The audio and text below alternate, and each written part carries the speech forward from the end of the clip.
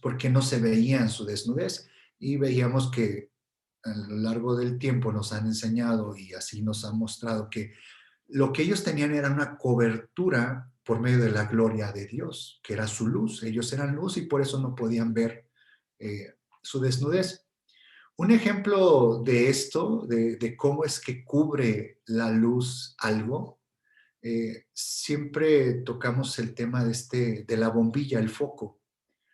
Ya no son iguales porque ya los focos ya son de LEDs, pero aquellos focos de mi tiempo, ah, exactamente, si se fijan, tenía unas resistencias y era una cubierta de vidrio. Entonces, si el foco estaba apagado, veías la resistencia, veías lo de adentro. Al momento de prender el foco, nada más ves la luz. El foco está vestido de luz. Así estaba el hombre y la mujer. También en la palabra de Dios está puesto en donde dice que cuando Jesús habla de que, oye, Señor, y no vamos a ver al Padre, no vamos a ver a Dios, dice Jesús, si me están viendo a mí, están viendo al Padre. En la palabra dice que Jesús es, mm, ay, no me acuerdo dónde está ahorita, pero creo que está en Hebreos 1:3, en 1:2, en donde dice que Él refleja la gloria del Padre. Él es el que refleja su gloria. Dice que el Padre puso por delante al Hijo, puso por delante al Hijo y el Padre está atrás. Por eso dice que nadie ha visto al Padre, solamente el Hijo conoce al Padre. Dice, si me estás viendo a mí, estás viendo al Padre. ¿Qué es esto? Es la parte de esta bombilla, de este foco.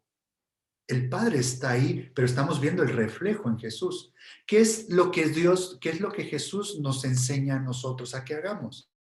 Es este mismo principio. Les decía el domingo pasado que en la palabra de Dios, en la Biblia, si lo tomamos como un libro de historias, es como leer por encimita. Pero realmente la palabra de Dios está llena de principios. ¿Qué es un principio? Es algo eterno.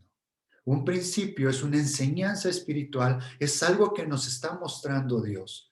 Y, es, y ese principio, Jesús quiere que se vuelva en nosotros, porque decía, Señor, te los encargo, los voy a dejar en el mundo, pero guárdalos, porque quiero que sean uno con nosotros. Es este mismo principio.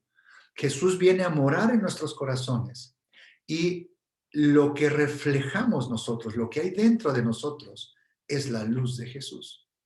Es su gozo, su amor, su paciencia, si le podemos poner nombre a esa luz, que son los frutos del Espíritu Santo. Es el tener esa esencia que Jesús vaya creciendo dentro de nosotros. Y, y esa parte de desnudos, veíamos el principio de si éramos desnudos por fuera, también estamos desnudos por dentro. Y les hablaba que Dios nos hizo de un libre albedrío y que el libre albedrío es nuestra voluntad. Siempre cuando oro, siempre cuando llego al momento de las peticiones, cuando estamos orando por personas o estoy orando por algún problema mío, y que voy y se lo pongo en los pies a Jesús. Le digo, Señor, pues estos son mis planes, esto es lo que yo quisiera, Señor. Pero realmente, Señor, que se haga tu voluntad y no la mía. ¿Qué es eso? Es someter nuestra voluntad a la voluntad perfecta de Dios.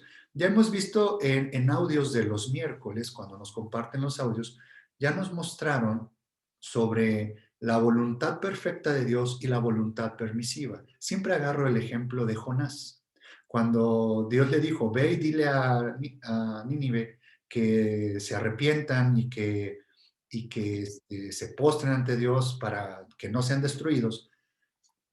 Si Jonás hubiera ido en ese momento, hubiera estado actuando en la voluntad perfecta de Dios. Sin embargo, él agarró para el otro lado, tuvo ciertas circunstancias, pero estaba dentro de la voluntad permisiva de Dios. ¿Qué es lo que nosotros de buscar esa voluntad perfecta de Dios. ¿Esto qué quiere decir? Que nuestra voluntad debemos someterla a la voluntad de Dios. ¿Y qué pasó en el huerto? Les mostraba que la serpiente llegó, le habló al oído a la mujer, y la mujer fue vestida de la voluntad del enemigo. De ahí es donde partimos sobre el río de engaño, el río de muerte o el río de vida, que nosotros a lo único que venimos aquí a esta tierra, si duramos viviendo 30 años, 60 años, 100 años, lo único que hacemos en esta vida es tomar decisiones. Es lo único que hacemos.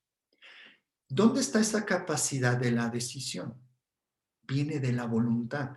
¿Qué es lo que estoy haciendo con estos principios? ¿Qué es lo que nos muestra la palabra de Dios? La palabra de Dios es como un espejo. Acuérdense del lavacro que fue hecho de bronce y que dice que fue hecho de los espejos de las mujeres que estaban cuidando la puerta, que estaban orando en la puerta del tabernáculo.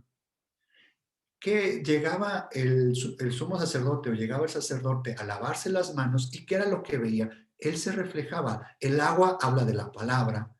Cuando uno va y se limpia y se lava las manos de ira y contienda, ¿qué es lo que hace la palabra de Dios? Nos muestra a nosotros mismos. Yo les decía, eh, tu palabra es luz a mis pies y lumbrera a mi camino. Primero es alumbrarnos hacia nosotros, mostrarnos quiénes somos nosotros.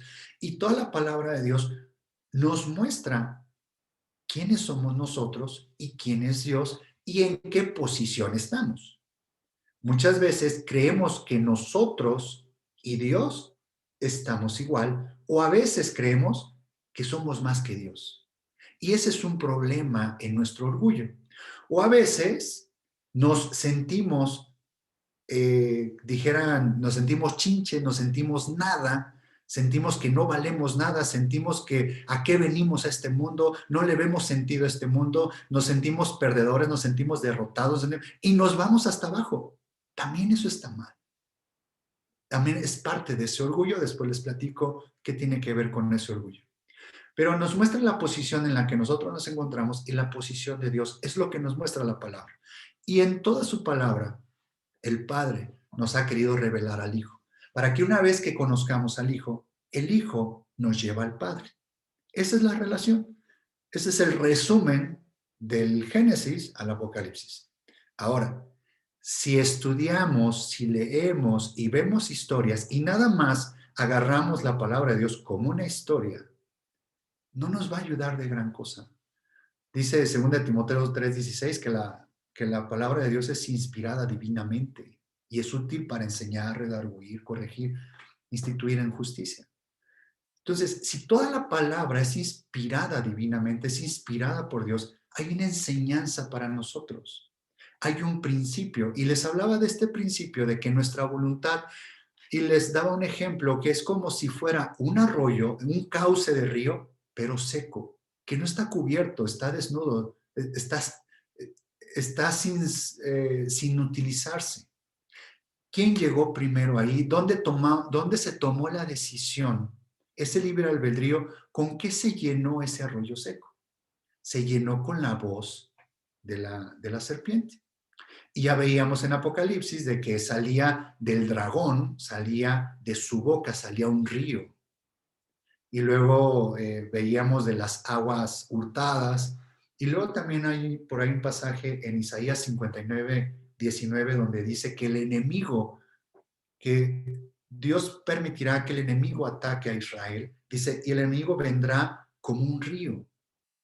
Entonces hay una diferencia del río de vida y el río de muerte, el río de verdad y el río de engaño. ¿Con qué vamos a cubrir nuestra voluntad? La voluntad y el hombre viejo pareciera que es lo mismo, pero no es lo mismo. Por eso es que lo estoy desmenuzando para, entre más nos conozcamos nosotros, más vamos a saber dónde están nuestras fallas o dónde están nuestras debilidades. Y si conocemos el problema, si conocemos la falla, y si vamos en oración con Jesús, pues le vamos a pedir específicamente, le vamos a decir, Señor, ayúdame con esto. Señor, tengo este problema, tengo esto está pasando en mi vida. Ah, recuerdan que les he estado predicando sobre la esposa de Jesucristo. En el común denominador de la gran masa de los cristianos, se piensa que la esposa de Jesucristo es la iglesia. O sea, que son todos. O sea, con aceptar a Jesús en nuestro corazón, ya estamos al nivel de una esposa. Les he venido mostrando con la palabra, obviamente, que no. Es una parte selecta, es aquellos vencedores, es aquellos que se esfuerzan. ¿Qué es lo que nosotros estamos haciendo día a día? Estamos lidiando con batallas, y son batallas espirituales, son batallas internas. Ya les hablé de cómo funciona la tentación en el exterior, que es el mundo, es Satanás, y cómo funciona la concupiscencia en nuestro interior, que es el hombre viejo. Entonces, tanto el exterior, que es Satanás, con la tentación, y nuestra concupiscencia, ahí es donde se da, les decía, se da a luz al pecado, que es donde está en Salmos. Eh, ¿Qué es lo que venimos haciendo con este principio de, de esta parte que está desnuda, de esta parte que no está cubierta? Aunque ya tenemos un río de engaño, tenemos ese pecado original, tenemos les mostraba en la palabra de Dios que nosotros estamos cautivos, estamos sujetos, estamos gobernados o estamos encarcelados a la voluntad del diablo. Y si ese río que lo teníamos vacío está lleno con el río de muerte, ¿qué es lo que debemos de hacer? Debemos acercarnos al río de vida. Debemos de acercarnos a esas aguas de vida. A eso tenemos que acercarnos. Y que sea lleno nuestro cauce, que nuestra voluntad se sujete a la voluntad de Dios, en lugar de que nuestra voluntad esté sujeta, como todos los días, a la voluntad del enemigo. Y veíamos que toqué el tema con Jacob, de que él sabía este principio de cómo nosotros podemos ser llenados, y les platicaba del principio cuando al rebaño les cortó estas varitas y se las ponían en el abrevadero. Y el rebaño, los animalitos, cuando iban y bebían, fueron adquiriendo esa naturaleza de esas varas. También les mostré la vara de Aarón, cuando fueron metidas las 12 varas de los príncipes del pueblo de Israel, porque había una rebelión contra Aarón y Moisés, y metieron las 12 varas al lugar santo. ¿Y cuál fue la vara que reverdeció, que salieron almendras, salieron retoños y salieron flores? Fue la vara de Aarón. De algo seco tuvo vida. Y les mostraba almendras, retoños, flores, el candelero, que es la palabra de Dios, que es nuestra palabra de Dios, que es la luz. El candelero estaba formado de una sola pieza de oro y tenía almendra, manzana, flor, almendra, manzana, flor. Todo estaba cubierto, era labrado de una sola pieza. La vara de Aarón, ¿qué adquirió? Almendra, manzana, flor. ¿Quién era el que iba diario todos los días, 2 veces al día, a hablar con Dios, a rogar por el pueblo? Era Aarón. Él era el que iba adquiriendo esa naturaleza. Por eso es que la vara ese, tuvo esa esencia y tuvo esa vida. Y luego les decía que tenía otro ejemplo de quién sabía sobre este ejemplo, quién sabía sobre este principio de que cuanto nosotros más vamos a leer la Biblia, a leer la palabra de Dios, cuanto más vamos a orar, a meternos a nuestro cuarto de oración, ¿en qué nos vamos a convertir tarde o temprano? Vamos a adquirir la naturaleza de Jesús. Muchas veces queremos que todo sea instantáneo, como el meter una sopa al microondas. Así queremos que sea nuestra vida. Así queremos que se arreglen nuestros problemas. Así queremos, y no sé, por ahí van a caer varias piedras, pero así queremos que cambien sus pensamientos nuestros papás. Que sea al instante y que hagan nuestros papás lo que nosotros queremos. Y viceversa, también los papás queremos que nuestros hijos cambien en automático. Pero realmente, si nosotros nos sometemos a la voluntad de Dios, vamos, tarde o temprano, si vamos a su palabra, si vamos en oración, si vamos en estudio, tarde o temprano nuestro deseo va a ser que se haga la voluntad de Jesús, la voluntad de Dios. Pero no es algo inmediato, no es instantáneo, no es como la salvación, no es como cuando somos salvos, cuando recibimos a Jesús en nuestro corazón, es algo inmediato. Es la sangre de la expiación y en ese momento todos nuestros pecados son perdonados y ahí ya tenemos vida eterna. Pero ya que somos salvos, viene un camino, viene un caminar. Dice Pablo, prosigo a la meta. No he llegado ya, pero prosigo a la meta. Pablo tenía muy certero, tenía muy claro cuál era la meta. ¿Cuál era la meta? El pueblo de Israel cuando salió de Egipto, ¿cuál era su meta? Canaán, la tierra prometida. Así, Pablo, en él hubo un cambio instantáneo. Él era Saulo y él cuando recibe a Jesús, cuando Jesús se le presenta, él tuvo un cambio instantáneo. Pero no quiere decir que Pablo inmediatamente empezó a escribir todas estas epístolas. No quiere decir que inmediatamente él empezó a predicar.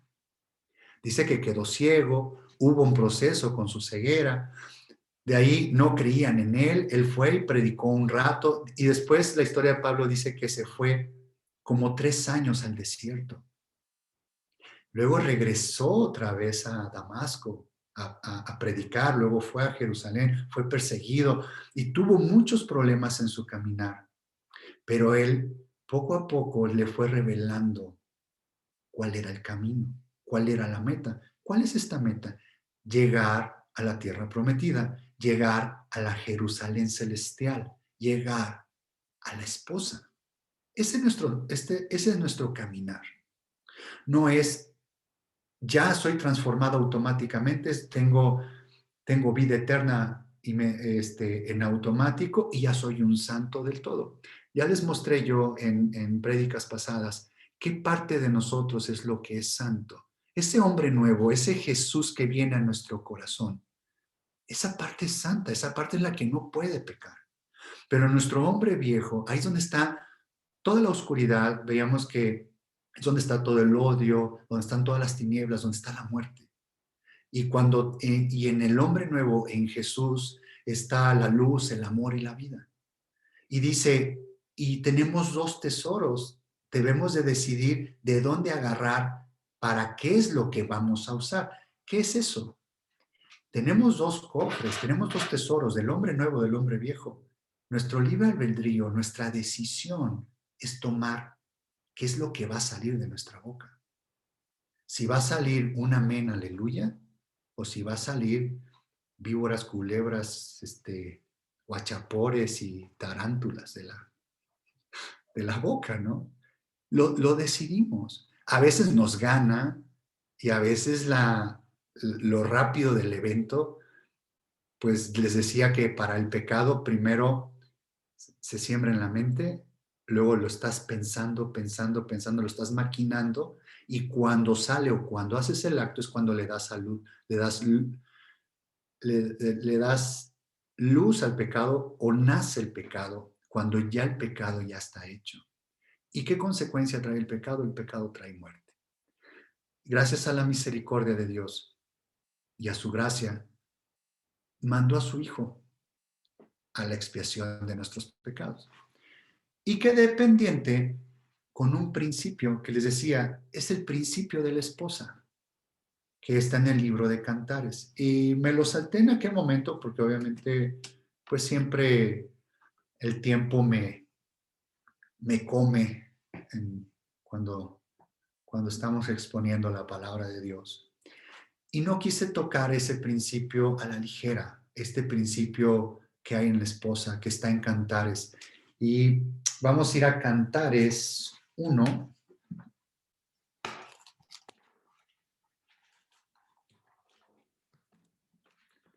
Aquí vamos a ver varios varios puntos importantes. Miren, es Cantares 1, del 4 al 6.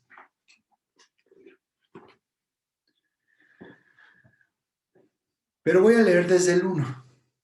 Pero nos vamos a enfocar del 4 al 6. ¿Qué es lo que estamos viendo? Estamos viendo una historia, estamos leyendo una historia, pero vamos a buscar el principio.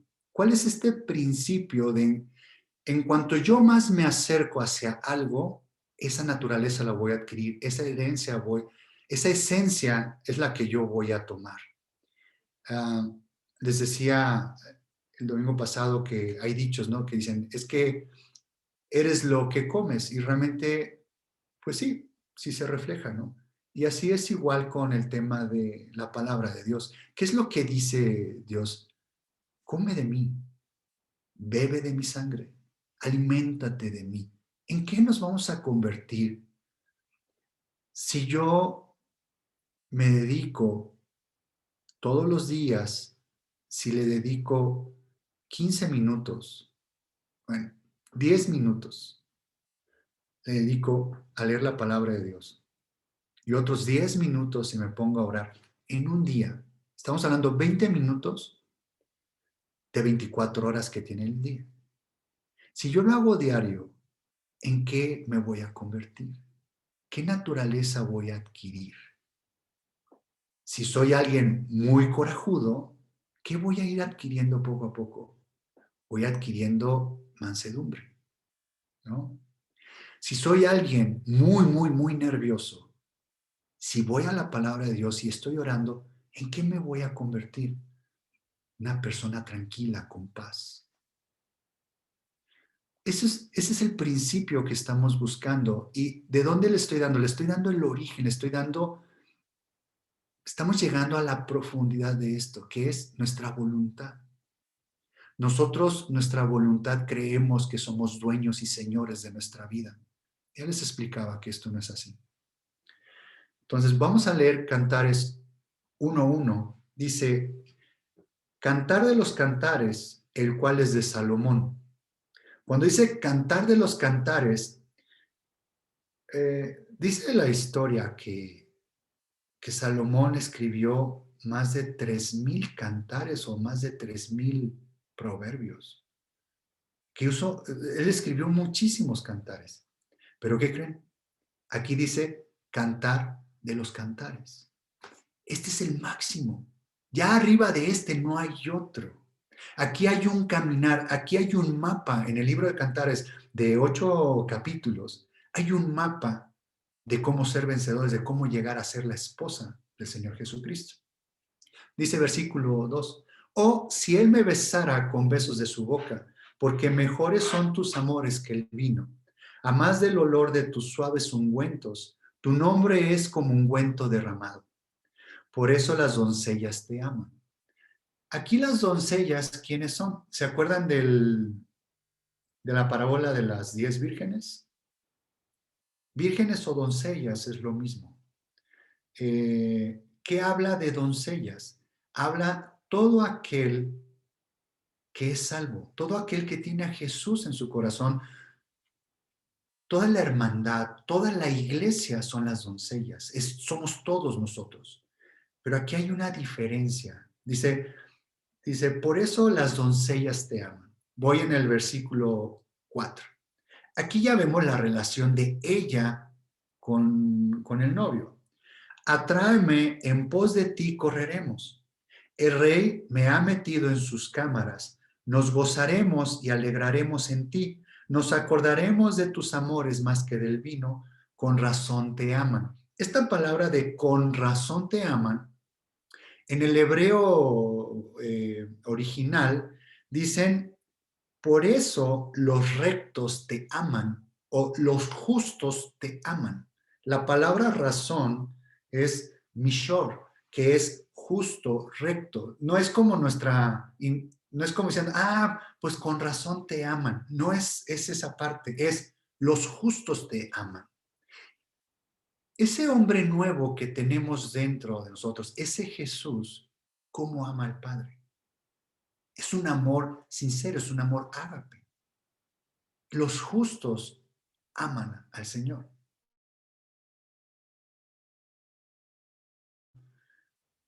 Pero luego nuestras obras muestran lo contrario. O sea, como que lo que uno dice con lo que uno hace, como que no embona, ¿no? ¿Cuál es esa parte que hay que buscar que Jesús crezca día a día en nosotros? Y vamos a ir experimentando esa parte de los justos te aman. Luego, versículo 5, morena soy, oh hijas de Jerusalén. Hijas de Jerusalén está hablando de las doncellas, está hablando de toda la iglesia. Morena soy, oh hijas de Jerusalén, pero codiciable como las tiendas de Cedar, como las cortinas de Salomón. No reparéis en que soy morena, porque el sol me miró. Los hijos de mi madre se airaron contra mí. Me pusieron a guardar las viñas, y mi viña, que era mía, no guardé. Este libro del Cantar de los Cantares es un libro que si tú lo lees de corrido, es un libro que te va a dejar, cuando lo termines de leer, te va a dejar, ¿qué? O sea, te va a dejar, ¿qué es todo esto? O sea, está padre, es como una relación de la novia, el novio. Después en el capítulo 4 ya están casados. Después ella lo está esperando a él, pero no le abre la puerta, pierde al marido, luego va a buscarlo. Dice que va por las plazas y que se encuentra con los centinelas. Hay tantas historias, hay tantos principios aquí. Y este es un mapa de nuestra vida como cristianos. Este es un mapa. Así, si estudiamos la vida de David, desde el principio hasta que él muere, todo lo que él recorre es la vida de un cristiano. Es el caminar de nosotros día a día. Así con las bendiciones, con la unción, con los aciertos de lograr victorias en guerra y también persecución y, y pues David vivió cosas muy complicadas en su vida, pero él llegó a ser rey, llegó a ser profeta, llegó a ser sacerdote, cumplió los tres ministerios que el Señor Jesucristo estaba aquí en la tierra también. Este cantar de los cantares es un mapa. Y aquí está un principio que la esposa lo sabe y está en el versículo 4, 1:4 dice, atráeme. ¿Esto qué es? Atráeme. ¿Qué es? Por nuestra voluntad nunca vamos a ir a Dios. Por nuestra voluntad al principio no nos vamos a acercar a Dios. Acuérdense, dice que Él era Dios y bajó a la tierra. Dios vino a salvarnos. Cuando Adán hombre, Adán mujer pecaron, ¿quién fue el primero que se acercó? Dice que Dios los buscó. ¿Y qué hicieron ellos? Ay, contentos fueron. No, se escondieron. El hombre, nosotros, nuestra voluntad, nuestro ser pecaminoso, nunca vamos a ir directamente. Por eso le dice, atráeme. Dice, en pos de ti correremos. Y aquí está lo interesante. El rey me ha metido en sus cámaras.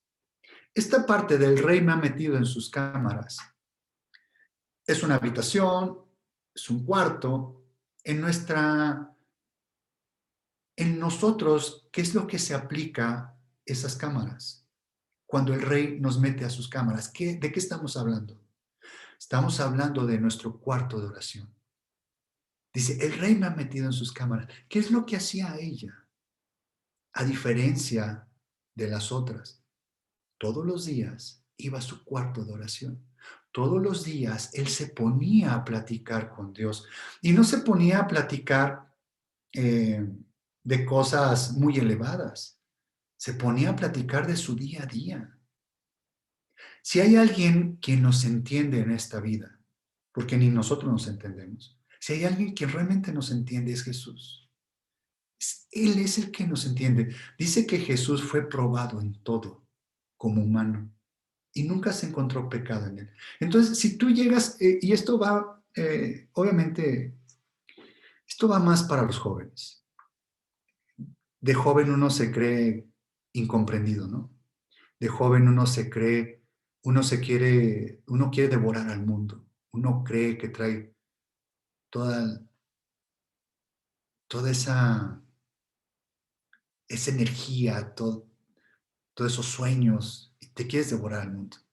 Y después cuando te empiezas a dar cuenta que el mundo a tu alrededor no empieza a hacer lo que tú estás diciendo, empieza a haber frustración y empieza a haber depresión. Y entonces empezamos a sacar, nadie me entiende. Ay, tú porque esto, tú porque aquello. Bueno, no, pues eso de leer la Biblia, pues déjenselo a los que son especiales para leer la Biblia.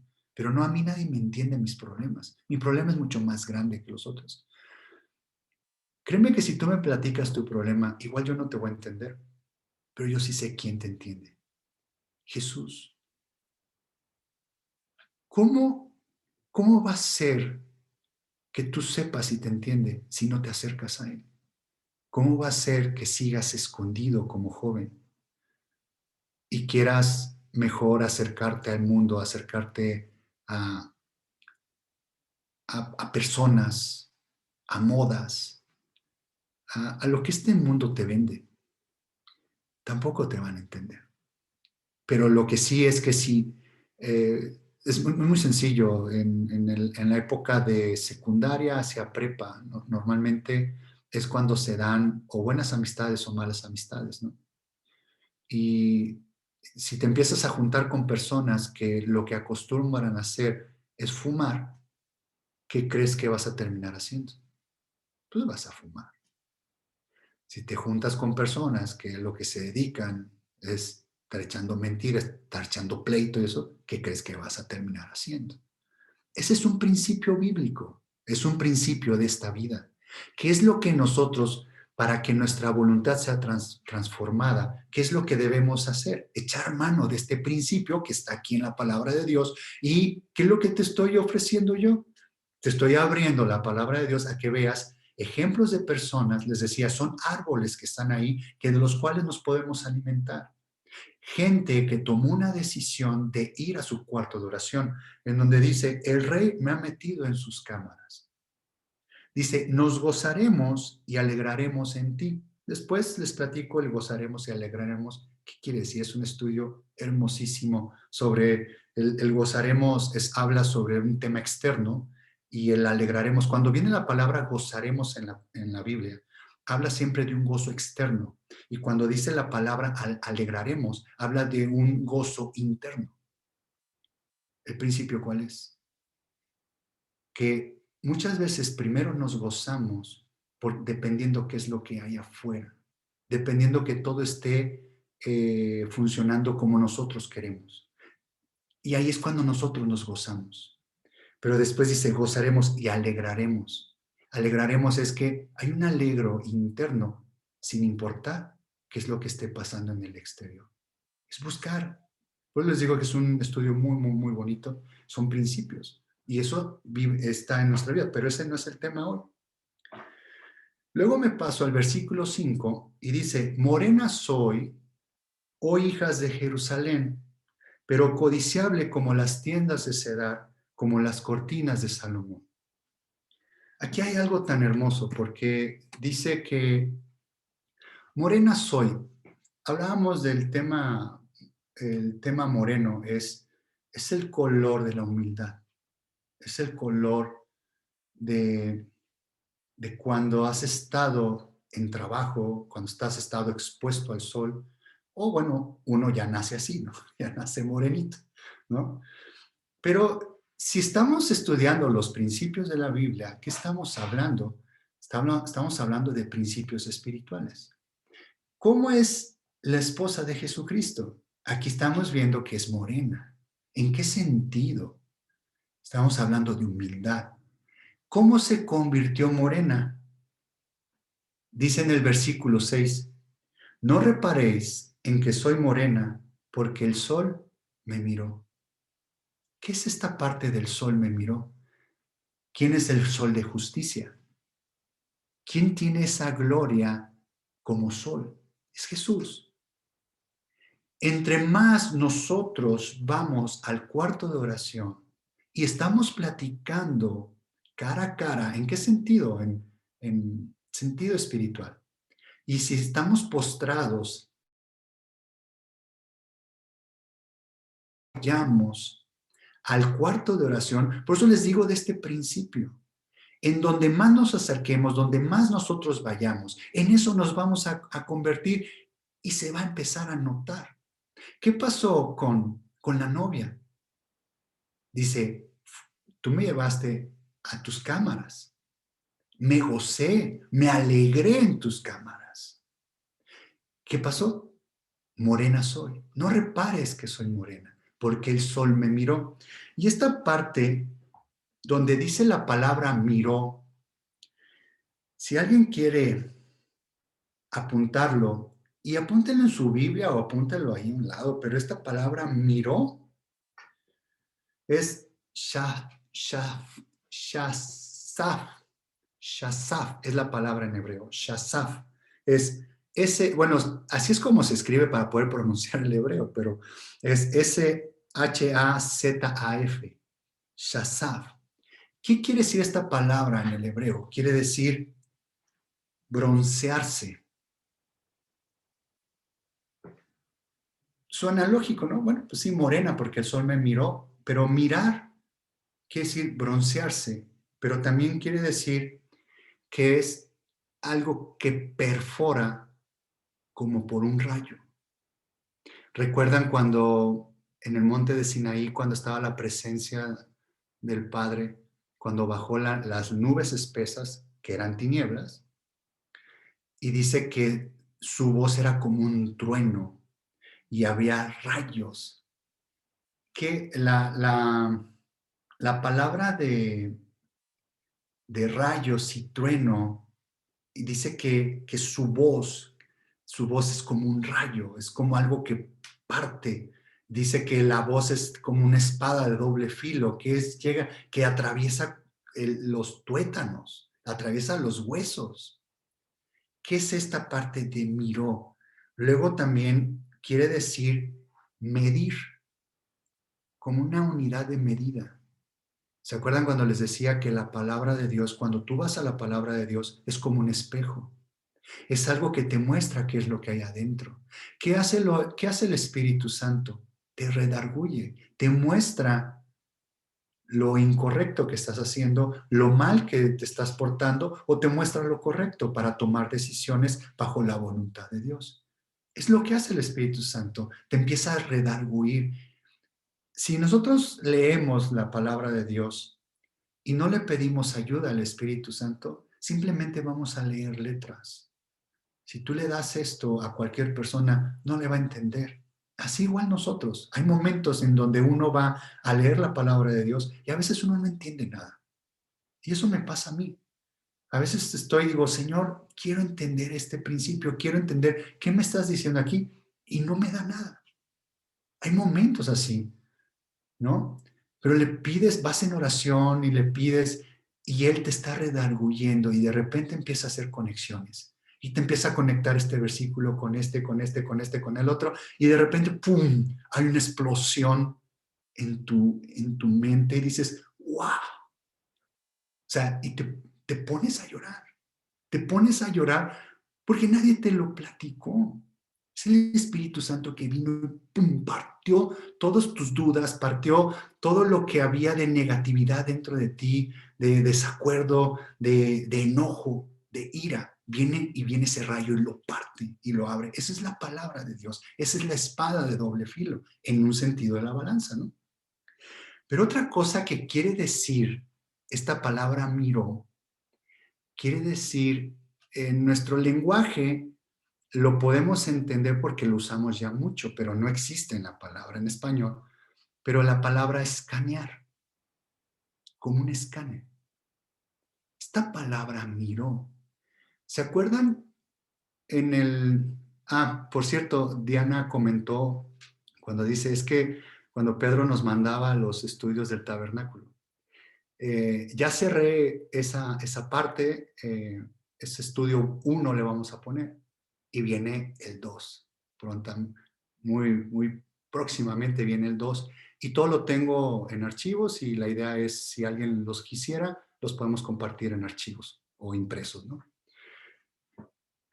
Esta parte, cuando en el tabernáculo, cuando llegaba la ofrenda, cuando llegaban los animalitos, ¿cuál era el proceso? ¿Qué es lo que tenía que hacer el sacerdote o el sumo sacerdote?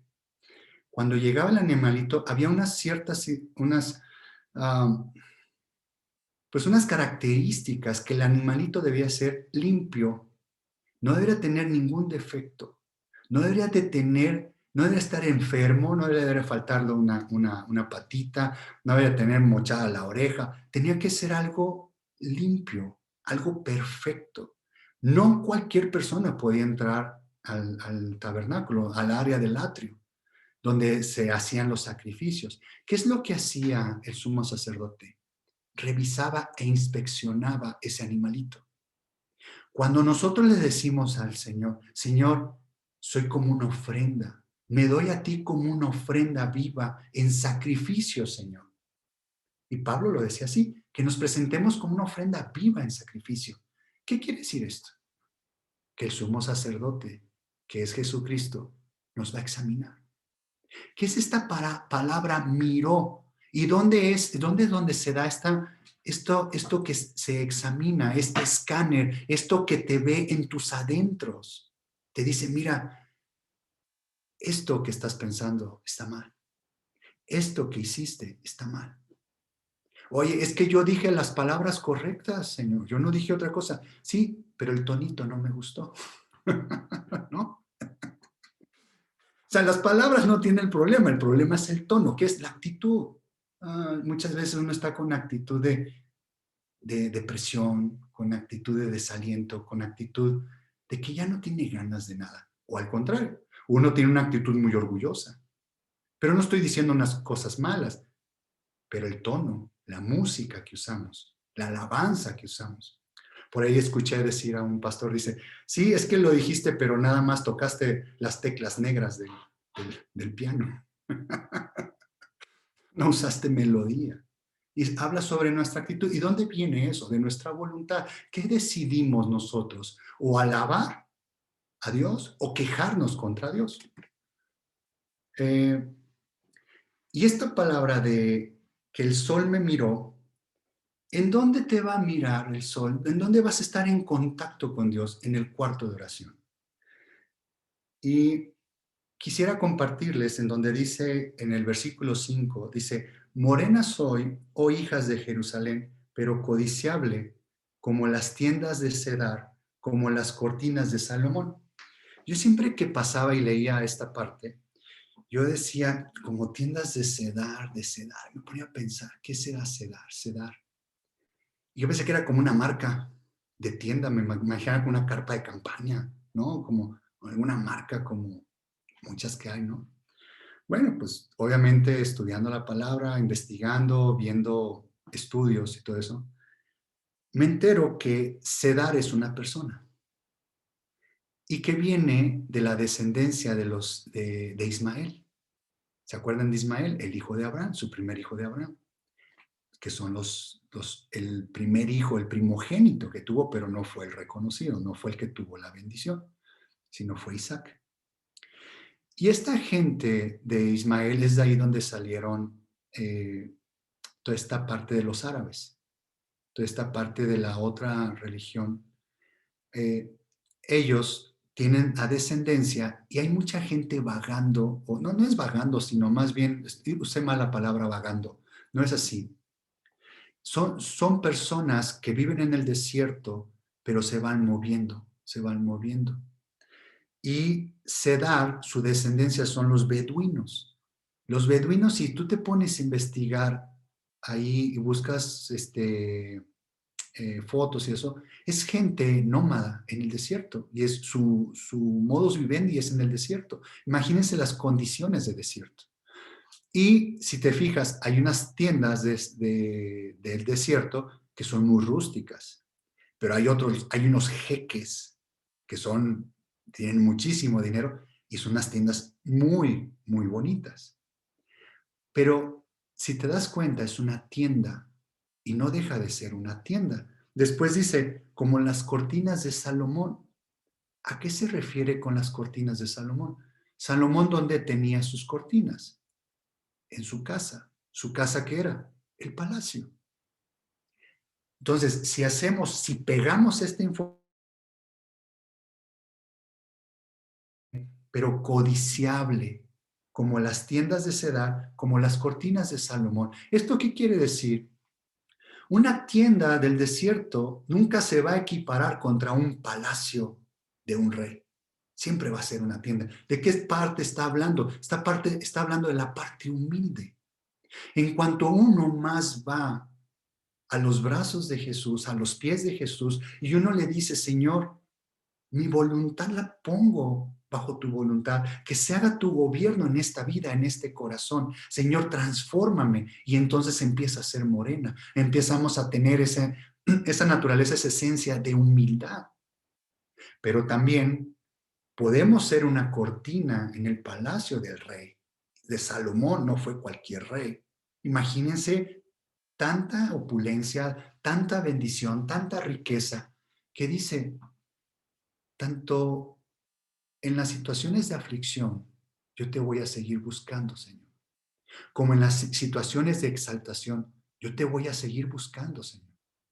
Esa es la parte de la naturaleza que fue adquiriendo la esposa. Es lo que nosotros debemos ir adquiriendo poco a poco. ¿Cómo lo vamos a hacer? Yendo a las cámaras del rey, yendo a su palabra, yendo a ese río de agua de vida. Ahora, está padre el principio. O sea, ya lo entendimos el principio. Sí, pero ¿cómo le hago para aplicarlo en mi vida? ¿Qué debo hacer? ¿Ven? Yo ya les he comentado que ve diario 5 minutos a orar, una semana. A la siguiente semana sube otros 5 minutos. No quieras el día 1 ponerte a orar hora y media, porque yo creo que a los 10 minutos ya le va a estar dando vueltas a lo mismo. Ya no vas a saber qué vas a decir. ¿Qué es esto? Se dice que el orar es como andar en bicicleta. ¿Cómo es esto? Empieza a hacerlo. O sea, la bicicleta tienes que subirte. Te vas a caer, sí, pero te vas a levantar. Así es la oración. ¿Qué tienes que hacer? Empezar a ir, empezar a hacerlo. ¿Dónde arranca empezar a hacerlo?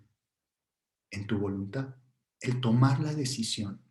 Ahí esa es la parte difícil. Esa es la parte que en nosotros se nos complica. Es la parte donde nosotros ya no queremos, no le vemos,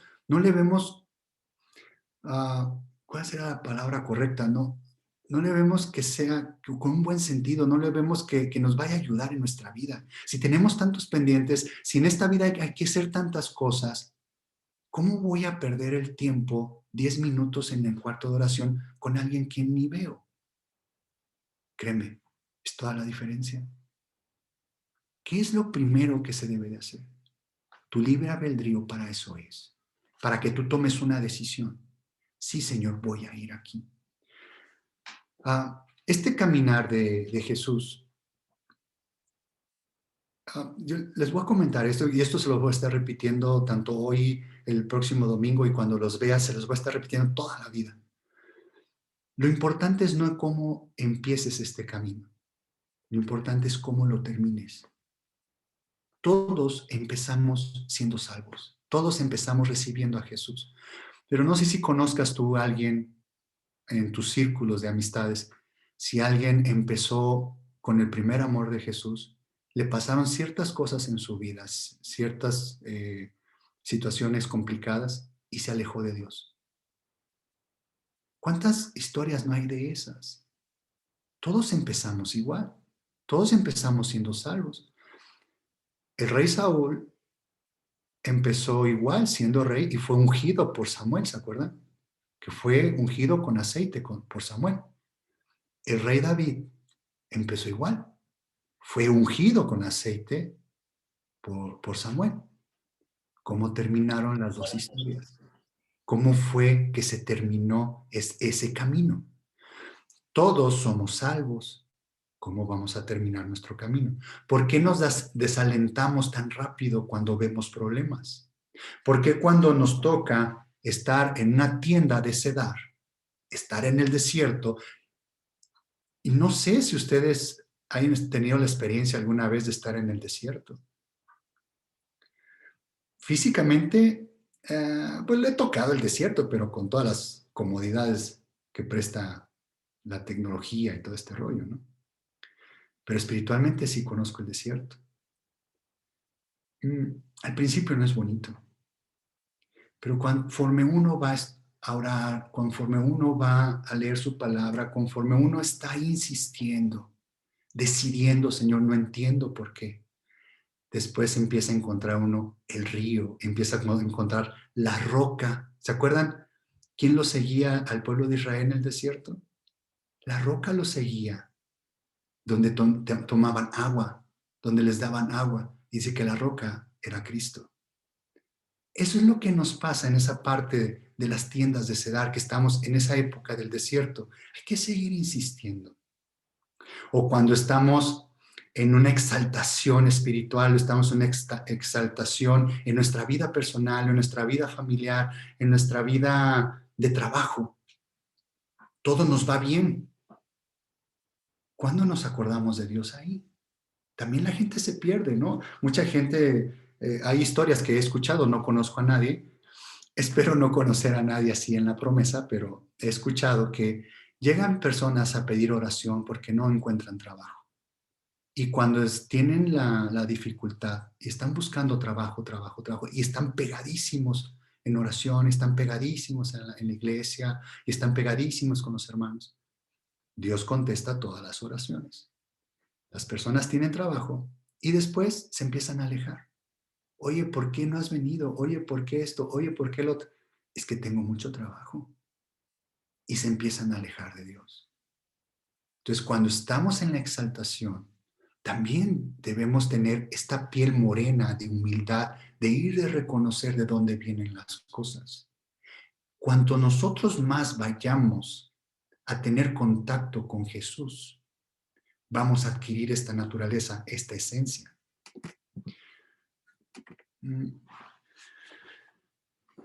Creo que ya se me está acabando el tiempo.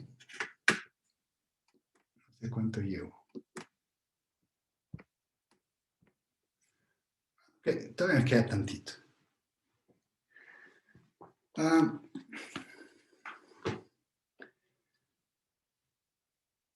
Esta parte de ser morena, de ser humilde, de ser sencillo por fuera, primero arranca de adentro. Primero es un cambio interno. El pueblo de Israel no lo tuvo porque Jesús no moraba en sus corazones. Mas hay tantas, tantos versículos en la Biblia donde dice Dios, y te mandé al desierto para probar tu corazón. Y te mandé para probarte en esto. Y te mandé, pero no cambiaste tu corazón, duro de cerviz. No hubo una transformación. Tenían que cumplir la ley, tenían que cumplir los ritos. En nuestra ocasión, nosotros tenemos la palabra de Dios y tenemos a Jesús dentro de nosotros. Si tú no quieres, si tú no te dan ganas de ir a orar, de ir a leer su palabra, dice, aquí está un versículo que, que está en Filipenses 2:13. Miren, Filipenses 2:13.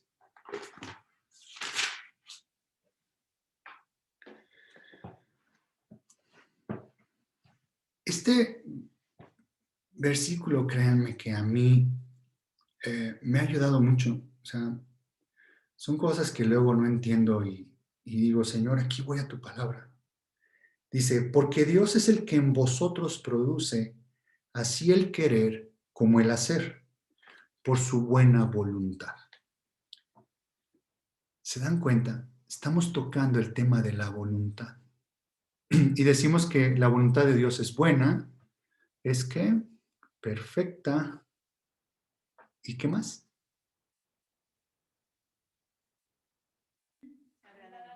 agradable, con gozo, ¿no? Es buena, perfecta y agradable su voluntad. Eh, con este tema que ya abrí de la voluntad, ¿qué es lo que hay que llenar en nosotros, en nuestra voluntad? Nosotros tenemos una barrera y tenemos un escudo contra Dios. Tenemos contra Dios. Todo lo que nombre a Jesús o todo lo que diga de seguir a Jesús, nosotros naturalmente tenemos una barrera, tenemos una coraza contra eso. Agárrense de este versículo, porque Él pone el querer como el hacer. Entonces ya implica el que vayamos a orar. Aunque no vayamos al cuarto de oración, cuando estés haciendo tus cosas cotidianas, dile, Señor, pon en mí el querer.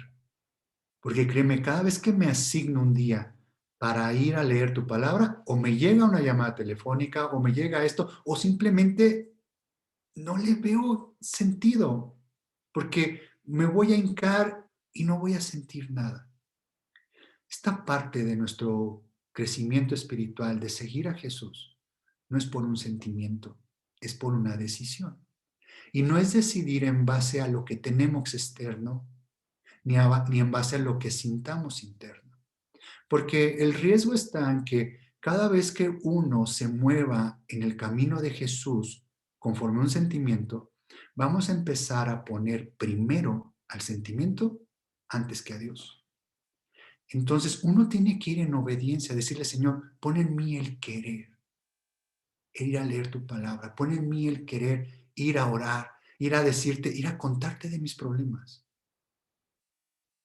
Nosotros como hermanos en Cristo estamos para apoyarnos. Y sí, y de corazón lo hacemos, y lo hacemos con mucho gusto. Pero no nos entendemos igual como nos entiende Jesús. Si alguien tuvo un problema, por ejemplo, de coronavirus, y si alguien tiene un problema de coronavirus, bueno, pues ahí hay un gancho de relación, ¿no? Si alguien se divorció y otra persona apenas está en el proceso, bueno, ahí hay un gancho. Si alguien tuvo que se murió un familiar cercano y a alguien se le acaba un familiar cercano, ahí hay ganchos. Pero no cubrimos todos los aspectos. Y aparte la respuesta que yo te pueda dar, ¿qué te diría yo? Es mejor ir a los pies de Jesús. Dile, pon en mí el querer, pon en mí el hacer. Bendice mis manos, bendice mis obras, que pueda dar fruto, Señor. Ya empecé como todos, soy salvo, me transformaste inmediatamente. Pon en mí el querer llegar a la meta, Señor. Vamos a dejar este tema ahorita aquí con este principio que lo sabía la esposa. Cuanto más vayas a los pies de Jesús, más vas a ir llenando ese cauce, ese arroyo seco tuyo de tu voluntad, más lo vas a ir poniendo bajo la autoridad de Dios. Y vas a ir adquiriendo su naturaleza. Ahora, esto no es en automático, esto no es rápido, esto no es por... Esto, miren, sí voy a ir a un versículo. Vamos a Deuteronomio. Deuteronomio 7, creo que es.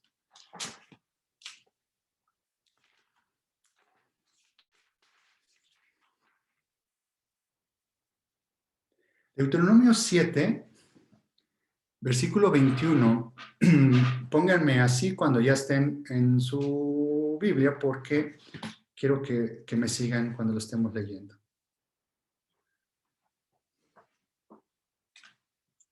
¿Ya están? Sí, perfecto. Versículo 21 dice, no desmayes delante de ellos. Está hablando cuando Dios les los va a guiar a la tierra prometida y que tenían que sacar a todos los que estaban reinando en esa tierra prometida porque ellos la iban a habitar y tenían que evacuar a todos los que vivían ahí. Dice, no desmayes delante de ellos porque Jehová tu Dios está en medio de ti, Dios es grande y temible. Versículo 22. Y Jehová tu Dios echará a estas naciones delante de ti. ¿Qué dice ahí? Si quieres, márcalo. Poco a poco. No podrás acabar con ellas enseguida, porque las fieras del campo, dice, para que las fieras del campo no se aumenten contra ti. Aquí hay un principio hermosísimo. Muchas veces nosotros, lo hablo por cuestión propia, en mi experiencia, muchas veces, Señor, pon en mí el querer, pon en mí el hacer, y quiero que haya una transformación, Señor. Quiero que haya que cuando, en cuanto yo piense en algo, Señor, esa persona se salve, se sane, tenga esto. O sea, quiero tener poder, Señor. Quiero ser transformado, quiero tener tu naturaleza, quiero ser igual que tú, Jesús. Te amo. Pero no es así. Es poco a poco. ¿Por qué dice que es poco a poco que va a echar fuera a esas naciones? Recuerdan que en prédicas anteriores les he dicho, esa parte de la tierra prometida, donde estaban esas naciones, donde estaban los gigantes, donde estaban todos los reyes, creo que eran 13 gigantes, 32 reinos, 32 reyes, que había que evacuar a todos y había que luchar contra ellos. Habla de nuestra tierra, de nuestro corazón.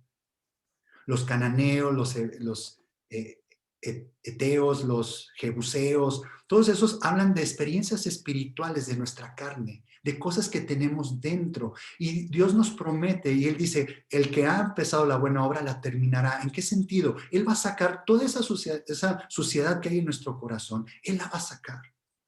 Él va a echar esos reinos, eso que hay, esos gigantes que hay en nuestro corazón, Él nos va a ayudar a sacarlos, porque Él va delante de nosotros y nosotros somos sus hijos. Dice, pero no los voy a echar de un jalón. Esta ya es interpretación mía. Dice, lo voy a hacer poco a poco, dice, para que las fieras del campo no se aumenten contra ti. ¿De qué fieras está hablando Dios aquí? ¿De qué estamos hablando de estas fieras? Lo paso para el próximo domingo, que son estas fieras.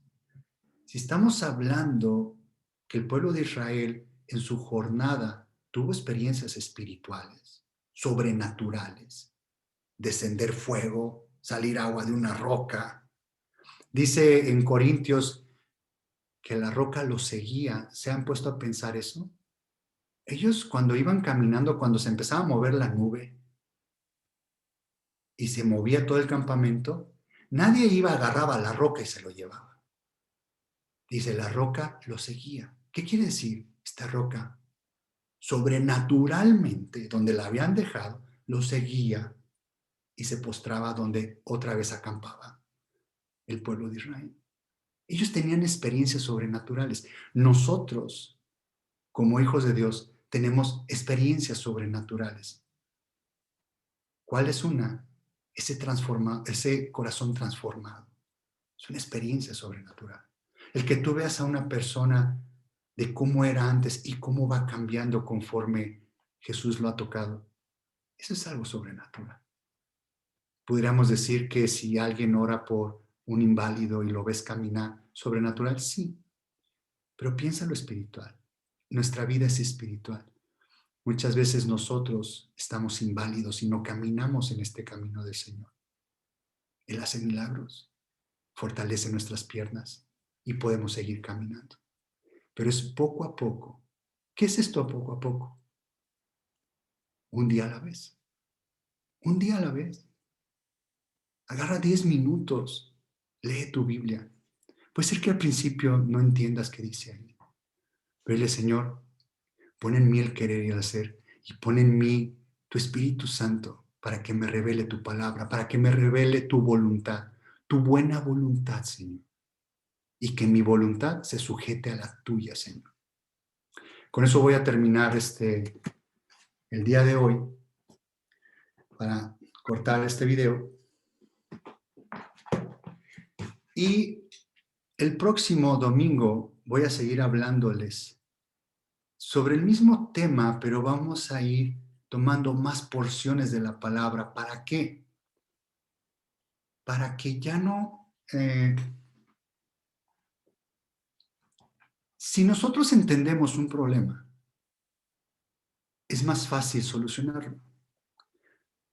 Si nosotros como cristianos vivimos problemas y sabemos la raíz del problema, entonces vamos a poder ir a los pies de Jesús y decirle, Señor, ayúdame con esto que tengo. Porque hay veces que cosas que nos pasan a nosotros y no entendemos.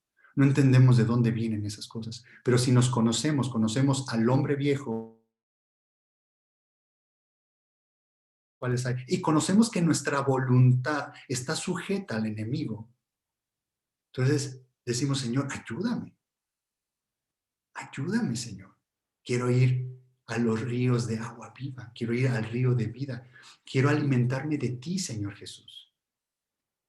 Es lo que vamos a ir buscando poco a poco. Y vamos a darle gracias a Dios. Ah, no sé si, Diane, ¿sigues grabando? Que no sé si...